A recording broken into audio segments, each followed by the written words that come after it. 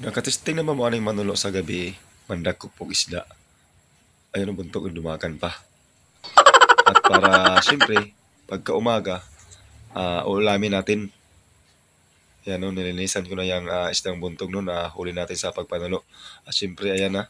So, niluto na natin. Sarap yan, paksiw no mga idol. At yan, siyempre, pagkatapos natin maluto, kainin natin no. Tikman natin kung gaano kasarap itong pinaksiw na buntog. Ayan no. Yan, talagang masarap to paksiw lalo na napag-isabaw. So ayan guys no. Samahan niyo ako sa adventure nating pagpanulo no. For today's video no. Adventure natin ay manulo ng isda kaya let's go. At samahan niyo ako kung paano ko ito hinuli yung mga isda nating buntog no. So kadalasan lang buntog lang yung nahuli ko. At iba din yung danggit mga idol, hindi ko na pinapakita sa video na ito kaya let's go.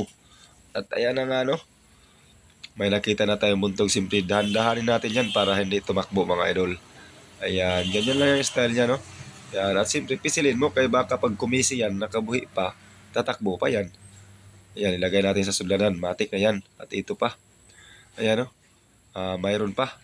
Yan, inahinahin din natin yan. Parang babae na nililigawan mo, kailangan mong paamuhin bago mo kunin. Yun. Sana Matik na all. yan mga idol. At hito pa gayod. Hinahinayin pa rin natin yan. Para hindi makatakas at saka pislitin natin para hindi makabuhi ba. Ayun. So, sudlanan. At hito pa gayod oh. Yan, tumakbo. Pero andito siya. Huli ka, balbon. So, ayan guys. Ganyan lang yung kasimple, no? Kung gusto nyo makatry ng ganito, magsuot lang kayo ng guantes, no? Kasi medyo madulas to isda na buntog na ito.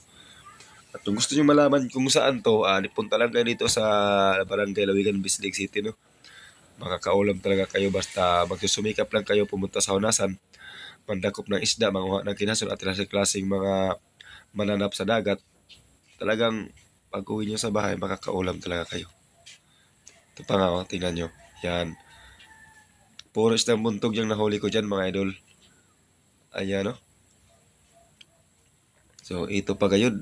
Ayan. Talagang dahan-dahanin mo lang talaga, mga idol, no? Para talaga hindi siya makaditik ba? Hindi siya makabantay. At hindi siya dumagan. Ito pa, oh. Ayun, matik na. Ito pa, nagpahigda-higda. Ayun, matik na. Iyon, no? Fresh na fresh talaga. Hito pa gayud. Ayun, matik na pa rin. So talagang madami tayong nahuling buntog dyan mga idol no. Ayan pa oh. Ayan, klaro kayo.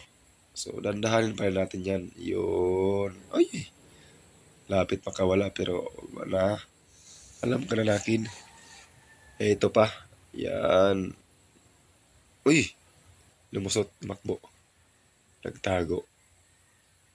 Dakpon na yun. Matik na. Matik na yan mga idol.